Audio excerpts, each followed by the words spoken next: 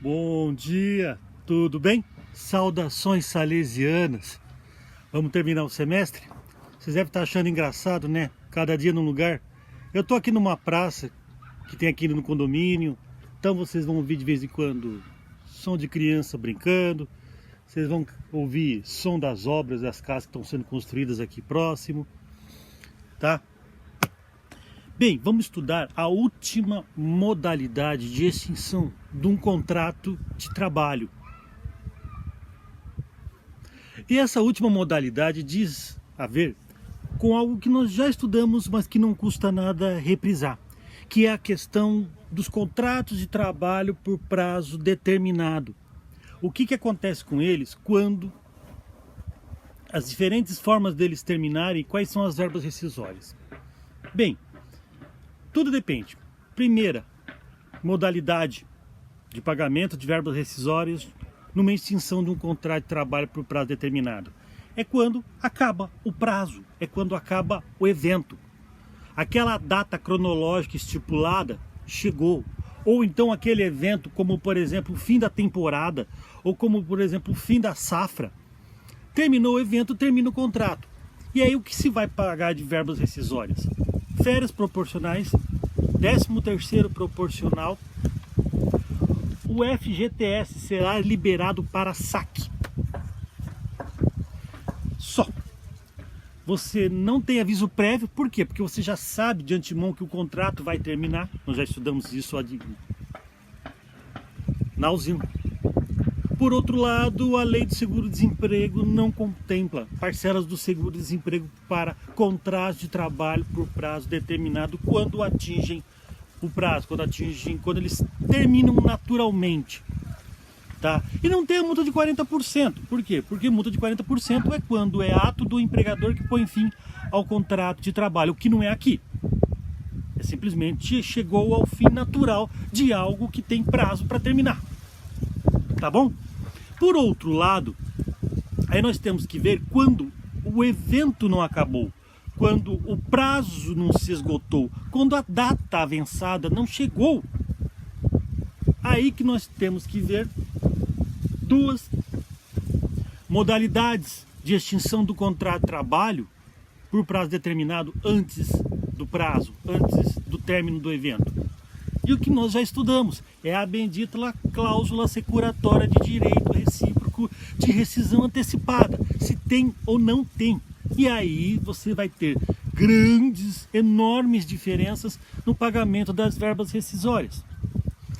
Se tem a cláusula, se você no contrato de trabalho por prazo determinado tem esta cláusula, é a cláusula de aviso prévio.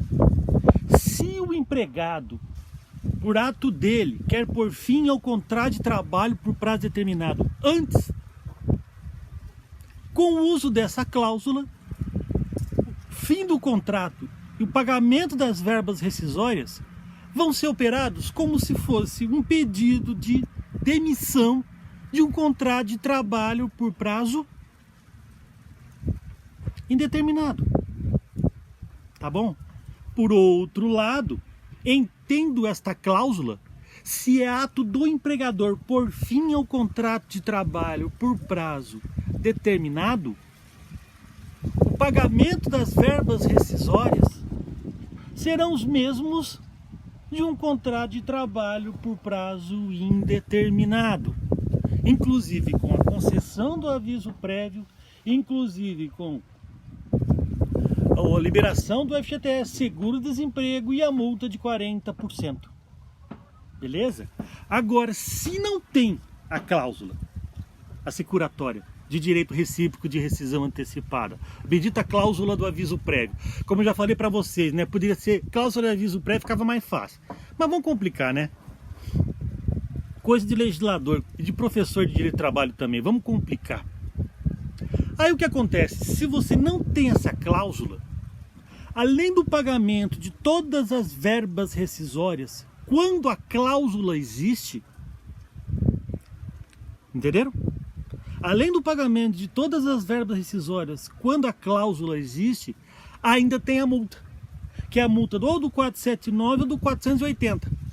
Portanto, o empregador que põe fim a um contrato de trabalho por prazo determinado antes do prazo, além disso, ele tem que pagar todas as verbas rescisórias de uma dispensa sem justa causa de um contrato de trabalho por prazo indeterminado e a multa, que é a metade dos salários devidos até o fim do prazo, até o fim do evento.